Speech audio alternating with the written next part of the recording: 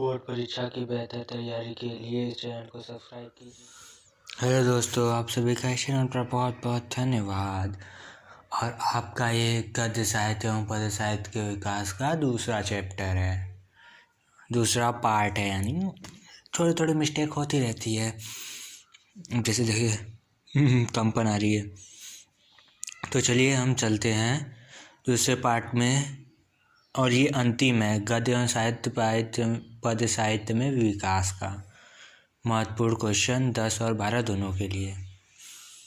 नागरी प्रचारणी सभा की स्थापना हुई द्विवेदी युग में। भाई द्विवेदी युग में नागरी प्रचारणी सभा की स्थापना हुई और इसके लेखक हैं द्विवेदी युग के महावीर प्रसाद द्विवेदी, चंद्रधर शर्मा, बालकृष्ण शर्मा, गणेश शंकर, अंबिका प्रसाद दुबे गुप्ता। अंबिका प्रसाद गुप्ता है भाई, गलती ना करो। हिंदी का प्रथम महाकाव्य है भाई, बहुत इंपॉर्टेंट, पृथ्वीराज रासो। बीसल देव रासो ग्रंथ किस काल का है? आदिकाल। और अधिकतर उसमें वत लगा के रचनाएं होती थी, इसलिए इम्पोर्टेंट में ये है। पद्मावत आदिकाल की रचना नहीं है। क्यों? क्योंकि ये पूछा जाता है। कवि हैं विद्यापति, कहाँ कब के? आदिकाल के। और रीतिकाल काव्यधारा के कवि है केशवदास द्विजदेव। दो कवि इम्पोर्टेंट है। रेखाचित्र पर आधारित रचनाएं अतीत के चलचित्र। उद्धव शतक किस काल की रचना है? आधुनिक काल। और इसकी पत्रिका विनय पत्रिका, आधुनिक काल की। और तुलसीदास की रचना है रामलाल न अच्छू, पार्वती मंगल, कवितावली। भैया रामचंद्रिका इसलिए क्योंकि रामचरितमानस तुलसीदास की है, तो ये मत समझना कि रामचंद्रिका भी होगी, इसलिए रामचंद्रिका नहीं है। और इनसे संबंधित स्थान सूकर खेत है। प्रगतिवादी कवि शिवमंगल सिंह, सुमन, नागार्जुन, भवानी प्रसाद तथा श्रीधर पाठक नहीं हैं। श्रीधर पाठक नहीं है, ये इम्पोर्टेंट है, वो चार तो याद रख लेंगे आप। सही सुमेलित है रश्मिरथी खंड काव्य। हिंदी के रेखाचित्र हैं महादेव वर्मा। रेखाचित्रकार कौन है हिंदी के? भैया ये भी बहुत होते हैं, लेकिन महादेव वर्मा इम्पोर्टेंट है। वी इम्पोर्टेंट ऊपर सही सुमेलित है। हिंदी साहित्य के आदिकाल के बीजोपन काल नाम दिया है किसने? महावीर प्रसाद द्विवेदी ने। इसको आदिकाल को बीजोपन काल नाम दिया है। कबीर के गुरु का नाम था, बहुत लोग जानते हैं, लेकिन ये जो नहीं जानते उनके लिए भी बहुत इंपॉर्टेंट, रामानंद भाई पूछा जाता है। हिंदी साहित्य का स्वर्ण युग है भक्ति काल, और इसको पूर्व मध्य काल भी कहते हैं।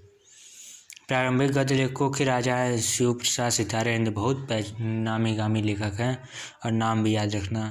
संस्मरण लेखन का प्रारंभ किस युग प्रमुख लेखक से माना जाता है? श्री राम शर्मा।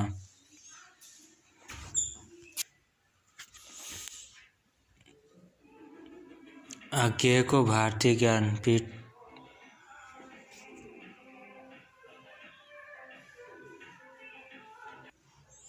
भारतीय ज्ञानपीठ पुरस्कार प्राप्त हुआ। भाई पुरस्कार की बात याद रखना। कितनी नाव में कितनी बार पर? आधुनिक गद्य के जनक है भारतेंदु हरिश्चंद्र। और हिंदी साहित्य के प्रथम कवि माने जाते हैं सरहप्पा। नवी कविता युग की रचनाएं पूर्वाध। तार सप्तक का प्रकाशन वर्ष है सन 1943। और रीतिकाल की सर्वाधिक महत्वपूर्ण प्रवृत्ति है श्रृंगारिकता। विद्यानिवास मिश्र निबंधकार है ललित निबंध के, बहुत इंपॉर्टेंट है। पृथ्वीराज रासो का रचनाकाल है वीर कथा काल। ज्ञानाश्रयी शाखा के प्रमुख कवि हैं कबीरदास। कामायनी के प्रथम सर्ग का नाम है चिंता और कामायनी में कितने सर्ग है? 15। याद रखना, बहुत इंपॉर्टेंट है। सुमित्रानंद पंत कवि है भाई, इनका नाम सुकुमार भी है। सुमित्रानंद सुकुमार कवि। श्रृंगार के छायावाद की विशेषता है इतिवृत्तात्मक, बहुत ज़्यादा पूछी जाती है। हरिऔध की रचना चुबते चौबदे रस कलश अनघ। हरिऔध की रचना है भैया।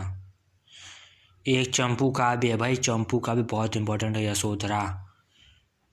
अष्टछाप के कवि परमानंद दास, गोविंद दास, नंद दास। नहीं तो गोविंद स्वामी। देखिए भैया, हम दास बोले तो आप कंफ्यूज हो गए ना, ऐसा ही क्वेश्चन कंफ्यूज करके पूछेगा। तो गोविंद स्वामी याद रखना। हजारी प्रसाद द्विवेदी का निबंध संग्रह आलोक पर्व, वेरी इंपॉर्टेंट। डायरी विधा के लेखक है भैया, इतने लोग डायरी विधा के लेखक इंपॉर्टेंट है। घनश्याम दास बिरला, श्री राम शर्मा, अज्ञे, हरिवंश राय बच्चन, रामधारी सिंह दिनकर, श्री राम शरण गुप्त। हिंदी का प्रथम महाकाव्य माना जाता है रामचरितमानस। बहुत लोग जानते भी हैं, लेकिन जो नहीं जानते वो जान ले बहुत अच्छे से। तीसरा सप्तक व दूसरा सप्तक का सन क्रमशः है भैया। तीसरा सप्तक 1959 में और 1951 में दूसरा सप्तक है। पांडे बेचन शर्मा उग्र की कृति अपनी खबर किस विधा की रचना है? किस विधा की रचना है? आत्मकथा। द्विवेदी युग के लेखक हैं सरदारपुर सिंह। रीतिमुक्त कवि है घनानंद बिहारी। सुमित्रानंद पंत को रीतिमुक्त कवि है भाई घनानंद हैं। सुमित्रानंद पंत को ज्ञानपीठ पुरस्कार मिला था चिदम्बरा पर, और उनको सुमित्रानंद पंत को साहित्य अकादमी पुरस्कार भी मिला था कला और बूढ़ा पर चांद पर मिला था। निम्न में से कौन प्रथम खड़ी बोली गद्य महाकाव्य? भाई ऐसे पूछता प्री प्रवास, वेरी इंपॉर्टेंट है। मैथिली शरण गुप्त की रचना है अनघ, उसमें भी बताए थे हमने। बाणभट्ट की आत्मकथा उपन्यास, ये क्या है? विधा है। उपन्यास कौन? बाणभट्ट की आत्मकथा।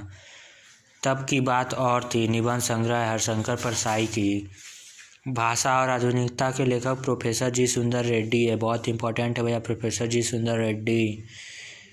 भाषा और आधुनिकता के लेखक। गीत संकलन परिजात व अनामिका के लेखक क्रमशः अयोध्या सिंह, हरिऔध उपाध्याय व